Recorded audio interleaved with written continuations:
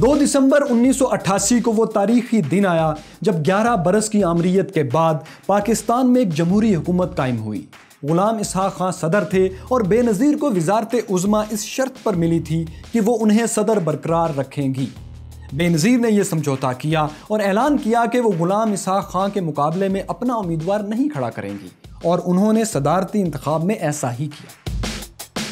अगरचे एक TV interview में उन्होंने इस समझौते से इनकार किया और कहा कि उन्होंने गुलाम इसहाक खां की मुखालफत इसलिए नहीं की थी कि उनके पास अपना सदर मुंतखब करवाने के लिए वोट्स नहीं थे। पाकिस्तान पीपल्स पार्टी के पास नंबर्स नहीं थे कि हम अपना सदर को मुंतखब कर लें। मुफाहमती पॉलिसी से वक्ती तौर पर अंदरूनी मसाइल खड़े नहीं हुए, अलबत्ता बदलती आलमी सूरत हाल की वजह से खारजा पॉलिसी के शदीद मसाइल पैदा हो गए। अमेरिका, जिसने ज़िया की आमरीत और अफ़गान जंग के दौरान पाकिस्तान की भरपूर मदद की, $5 अरब इमदाद दी, F-16 समेत जदीद असलहा फ्राहम करने में मदद दी और एटमी प्रोग्राम को भी नज़रअंदाज किए रखा, उसे जमहूरी दौर में अचानक पाकिस्तान में खामियां नजर आने लगीं। उसने प्रेस्लर तरमीम के जरिए पाकिस्तान पर पाबंदियां लगा दी। वजह यह हुई कि अमेरिका में सदर रेगन का दौर ख़त्म हो गया था। अमेरिका को अफगानिस्तान में पाकिस्तान की ज़रूरत भी नहीं थी। अफगान जंग के दौर में यूं था कि हर साल जब अमेरिकी कांग्रेस में पाकिस्तान के एटॉमिक प्रोग्राम की वजह से पाबंदियां लगाने की बात होती तो अमेरिकी सदर रेगन अपने इख्तियारात इस्तेमाल करते हुए कांग्रेस को यह गारंटी दिया करते थे कि पाकिस्तान खुफिया एटमी प्रोग्राम नहीं चला रहा। लेकिन नए सदर जॉर्ज बुश ने ज़ाती गारंटी देने से इनकार करते हुए पाबंदियां लगा दी। पाबंदियों के तहत अमेरिका ने पाकिस्तान के वो F-16 भी रोक लिए जिनकी कीमत पाकिस्तान अदा कर चुका था। अमेरिकी इमदाद बंद होने और F-16 रोके जाने से पाकिस्तान की मईशत और दिफा दोनों पर कारी ज़रब लगी, जिससे जमहूरी हुकूमत दबाव में आ गई। अमेरिकी पाबंदियों का एक पस मंजर और भी था। हुआ कुछ यूं कि बेनज़ीर के दौर में भारत ने मिसाइल तजर्बात शुरू कर दिए। जवाब में पाकिस्तान ने भी अपने मिसाइल प्रोग्राम को आगे बढ़ाया और अंजा मिसाइल का कामयाब तजर्बा किया।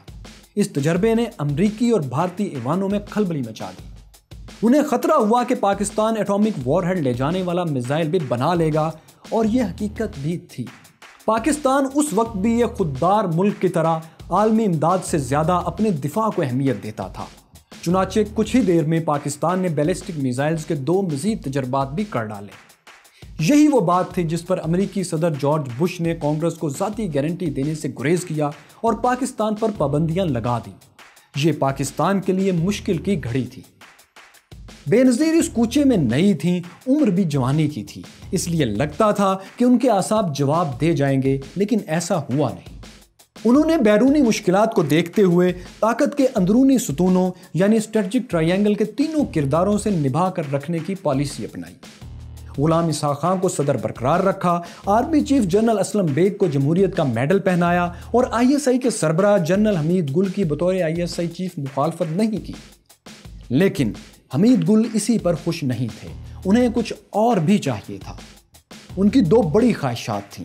एक तो वो ये चाहते थे कि पाकिस्तान की खारजा पॉलिसी, ख़ास तौर पर अफगानिस्तान और भारत के साथ मामलात मिलिट्री एस्टेब्लिशमेंट की मर्जी से चलाए जाएं। वो भारतीय पंजाब में अलहदगी की खालसा तहरीक की मदद करना चाहते थे ताकि भारत से मशरकी पाकिस्तान का बदला लिया जा सके। बेनज़ीर इस नज़रिए के मुखालिफ थी। दूसरी बात, जनरल हमीद गुल ये चाहते थे कि अफगानिस्तान में पाकिस्तान की हामी हुकूमत बनाई जाए और काबुल के करीबी शहर जलालाबाद पर कब्जे के लिए मुजाहिदीन की मदद की जाए। दूसरी बात बेनज़ीर ने मान ली। वज़ीर आज़म बेनज़ीर की इजाज़त से अफगानिस्तान में ISI चीफ जनरल हमीद गुल ने ऑपरेशन जलालाबाद शुरू करवा दिया। इस ऑपरेशन में अमेरिका और सऊदी अरब की मदद भी शामिल थी। मार्च 1989 में स्ट्रिंगर मिसाइलों से लेस 10,000 मुजाहिदीन ने जलालाबाद पर हमला कर दिया। कहा जाता है कि उसामा बिन लादेन भी इन हमलावरों में शामिल थे। उस वक्त तक अफगानिस्तान के कई शहरों में खाना जंगी फूट चुकी थी। कई सूबों में मुजाहिदीन के मुख्तलिफ गिरोह अफगान सदर नजीबुल्लाह की हुकूमत से लड़ रहे थे। जलालाबाद हमला भी नजीबुल्लाह हुकूमत के खात्मे ही की एक कोशिश थी।